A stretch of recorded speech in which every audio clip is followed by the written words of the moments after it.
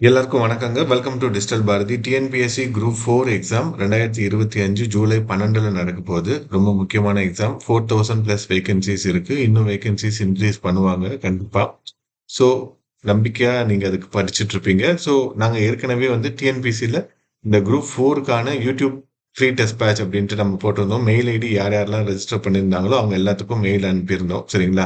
So mail ID கரெக்டாக கொடுத்துருந்தீங்கன்னா கண்டிப்பாக உங்களுக்கு வந்திருக்குங்க. ஓகே. ஸோ அதில் வந்து அதாவது மொத்தமாக வந்து 9 ஃபுல் டெஸ்ட் அப்படின்றது நம்ம சொல்லியிருந்தோம். அதில் ஃபஸ்ட்டு 5 டெஸ்ட் அப்படின்றது இப்போ முடிஞ்சிருக்குங்க. அதில் வந்து ஜென்ரல் சயின்ஸு, பாலிட்டி சேர்த்து ஒரு டெஸ்ட்டா, அப்புறம் இலக்கணம் ஒரு டெஸ்ட், அப்புறம் HCF, LCM, ratio and percentage இதெல்லாம் சேர்த்து ஒரு டெஸ்ட்டாக வச்சிருந்தோம். இது மாதிரி டெஸ்ட் நம்பர் 23, 24, 25, 26 அண்ட் 27 இந்த டெஸ்ட் எல்லாமே மெயில் எல்லாருக்குமே வந்திருக்கும். சரிங்களா? ஸோ இப்போ மெயில் வரல, நான் இப்பதான் புதுசா பார்க்குறேன் படிக்கிறேன் அப்படின்றவங்களுக்கு நான் இந்த டெஸ்கிரிப்ஷன் லிங்க்ல இந்த 5 டெஸ்டோடைய கொஸ்டின் பேப்பர் தரேன். 5 டெஸ்ட் அப்படின்றது கிட்டத்தட்ட ஒரு டெஸ்ட்டுக்கு 200 கேள்வி. கிட்டத்தட்ட அப்படின்னு சொல்றது நிறையாவும் இருக்கும். என்னன்னா இப்ப ஸ்டேட்மெண்ட் டைப் ஆஃப் கொஸ்டின்ஸ் சிலது எடுத்திருப்போம் நம்ம.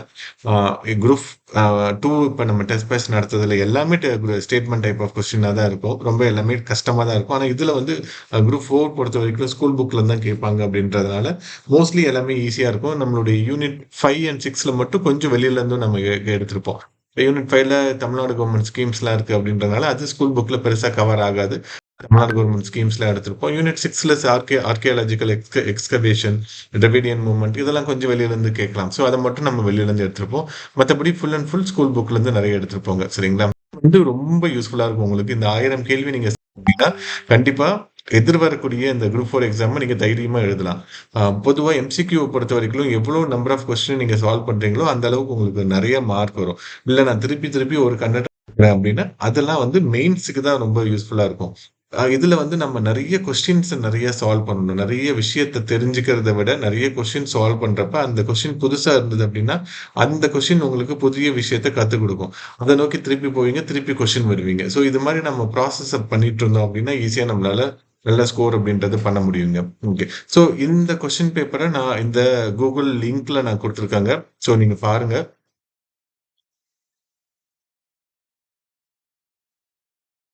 ஓகே. ஸோ இந்த கூகுள் லிங்க்ல நான் கொடுத்துருக்கேன். இது வந்து நான் டிஸ்கிரிப்ஷன்ல கொடுத்துருக்கேன். நீங்க பாருங்க. இப்போ டெஸ்ட் நம்பர் 23, 24, 25, 26 அதனுடைய வித் கீயோடவே இருக்கு. OMR ஷீட்டும் இருக்கு. நீங்க OMR பிரிண்ட் அவுட் எடுத்து கூட இந்த 5 டெஸ்ட்டும் நீங்க எழுதலாம். ஒரு டெஸ்ட்டுக்கு எழுதுறதுக்கு அதிகபட்சமா ஒரு 2 1/4 மணி நேரம், 2 1/2 மணி நேரம் தான் ஆகும். இப்ப நீங்க இதுவே வந்து குரூப் 1 ஒரு எக்ஸாமோ இல்ல குரூப் 2 எக்ஸாமோ எழுதுறப்ப அது ரொம்ப கஷ்டமா இருக்கும். டைம் மேனேஜ்மெண்ட் அப்படின்றது நம்மளால பண்ண முடியாது. இதுல அந்த அளவுக்கு ரொம்ப நமக்கு சிரமமா இருக்காதுங்க.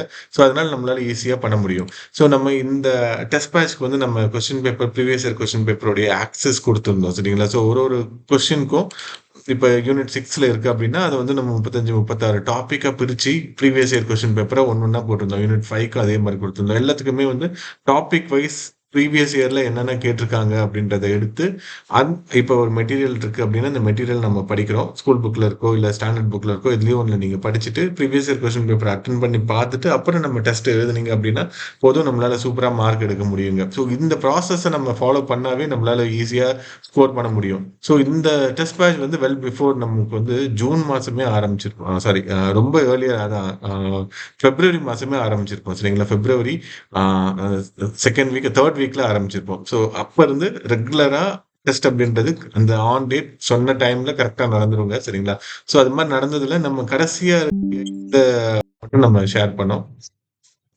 டெஸ்ட் நம்பர் 23 வரைக்கும் 23ல இருந்து இருக்கிறத மட்டும் நம்ம ஷேர், முன்னாடி இருக்கிறது அந்த பெய்ட் மெம்பருக்கு மட்டும் இருக்குங்க. ஸோ இந்த டெஸ்ட்டை நீங்க அட்டன் பண்ணி பாருங்க. நான் டிஸ்கிரிப்ஷன் லிங்க்ல தரேன்.